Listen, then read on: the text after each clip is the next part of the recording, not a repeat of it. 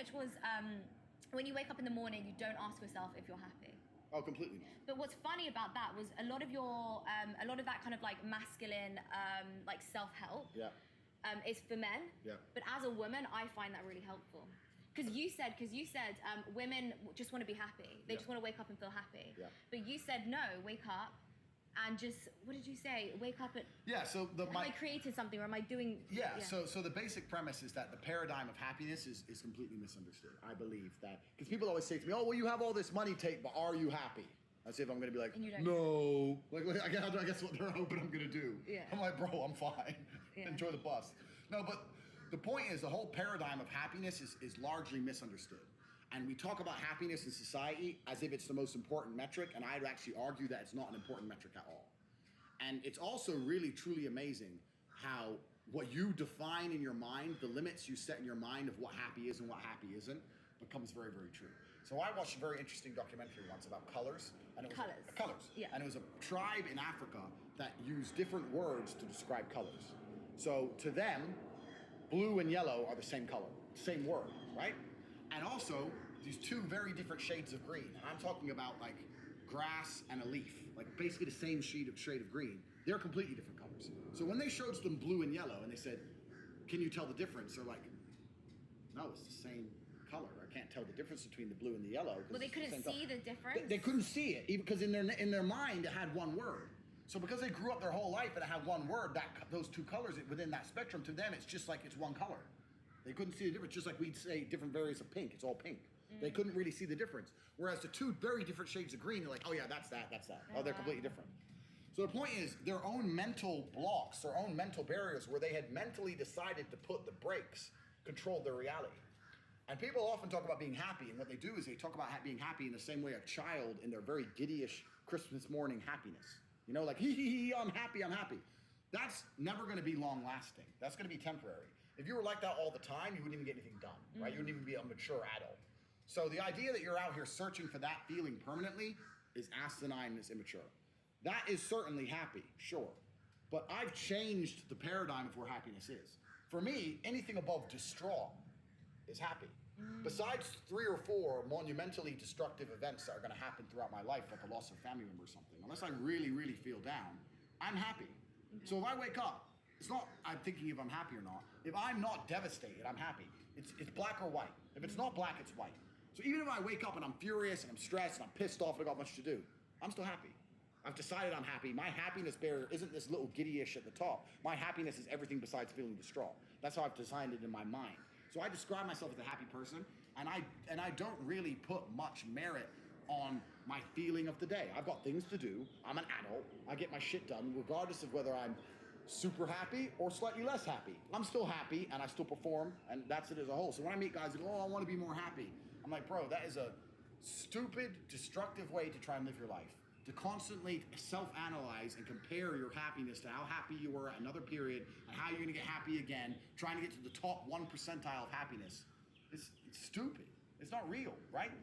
You understand where I'm coming from? Yeah, I agree with you, but I think what's funny is that a lot of this kind of advice is given to men, and you'll say like a woman doesn't need it, but I find a lot of value in this kind of advice. I prefer men. So they say that women give really bad advice, right? Yeah. They say they give terrible advice. Yeah.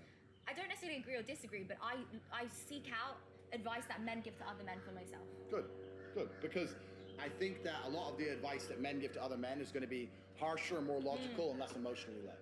But I say this all the time to guys who message me and saying they're not happy. I say 2 things. I say, firstly, you shouldn't be measuring or be concerned with how happy you are. Shouldn't be something that's in your mind or something you're even thinking about, right? You've got other things to think about and other things to do. That's the first thing. The second thing is, so the first thing, the fact that you will sit there and self-analyze yourself to determine how happy you are out of a score of 100 is already a mental failure. That's a failure. You should be busy. You shouldn't cross your mind. The fact you have time to sit there and go, how happy am I today? Oh, I'm only this much. Maybe I should be happier. That's already a mess up.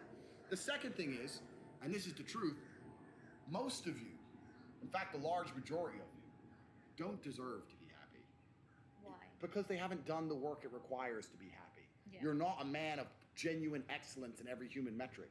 You don't deserve to be happy. You're sitting at your computer with your Bored Ape and your NFTs and $4 million, but you're fat and you're boring and you stink. and you expect yourself to be happy. You don't deserve to be happy. You don't deserve it. You haven't worked for it.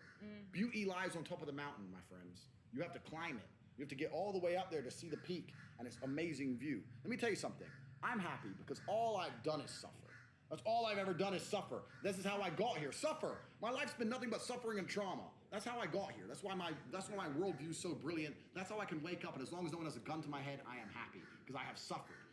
You, ladies and gentlemen, haven't suffered enough. And if you haven't suffered, you're never going to be happy. Happiness lies atop a mountain. If it's just laying all over the floor and anyone can pick it up, it has no value.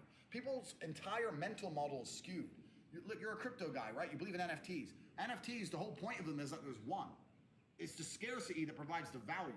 If things are not scarce, there's no value to it. Yeah. Right? So it doesn't matter what it is. It doesn't matter if it's financial. It doesn't matter if it's even a good body, right? The fact that a guy has big arms, the reason that has value is because it's rare. If every dude naturally had big arms by default, it wouldn't have a value. So you're talking about happiness as if it should just be laid all over the floor. If everyone could pick up happiness without trying, you still wouldn't be happy because it wouldn't have value, and you'd be aiming for you'd be looking for a new attention of happiness. You'd be looking for something else. You just raised the paradigm. And people who are out here trying to find happiness without trauma and suffering, those are the guys who get addicted to drugs, alcohol, all this crap, because they're trying to find temporary happiness. You're gonna find happiness through pain. That's where happiness comes from as a man. And I know you say you take some of my advice, et cetera, et cetera. I love male advice. Yeah, perfect. But it's the struggle that adds the value to things. The reason I'm gonna love my cars so much is because I had nothing. And now I have them. Walked 9 miles. I walked 9 miles. Now I get to do it in a Lambo. It's beautiful. If I was born into money and was just given a Lambo for my birthday, I wouldn't even appreciate it. Yeah. That's the reality. So most of you men out here don't even deserve happiness. You come to me talking about happiness you don't deserve. And you know you don't deserve it because you're a coward and you're lazy and you're weak.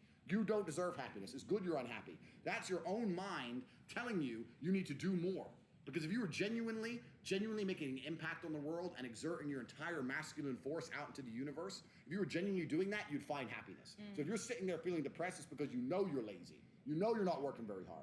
I don't want to rant on your podcast. No, it's good. I'm enjoying it. It really, it's just like the whole idea that like good doesn't exist without evil, right? So Completely. Good doesn't exist without bad. Yin and yang. 100%. Yin and yang, light and dark. We don't want to feel, what's the exact saying? We all love the sun, we don't want to see the rain, but you can't have a rain. I've not heard this saying. I can't remember. We all love the sun, we don't want to feel any pain, but you can't have a rainbow without a little rain. Something like that. But no, this is as old as human time, right? And the whole people, especially men, if you have this paradigm in your mind that you should just be happy by default without trying, without working, without any kind of struggle, without any negatives in your life, and you're just going to be a happy person and you're always just going to be laughing and giggling in the top 1%, that's asinine. It's not real, and it's a stupid mentality to have. I don't care how happy you are. You have work to do. If any man comes to me and he's looking for guidance, I say, I don't really care how happy you are because you're fat. You got work to do. Come talk to me when you have a six-pack. Otherwise, I don't care. You have too much to get done to be talking about happiness. Most of you men out here have so much to get done before you talk about happiness. It's amazing to me how little work the majority of people out here are doing. You're a full-grown man living in a transitionary period of humanity where the entire financial system is broken and trillions of dollars are created from the sky, and you don't have a single million?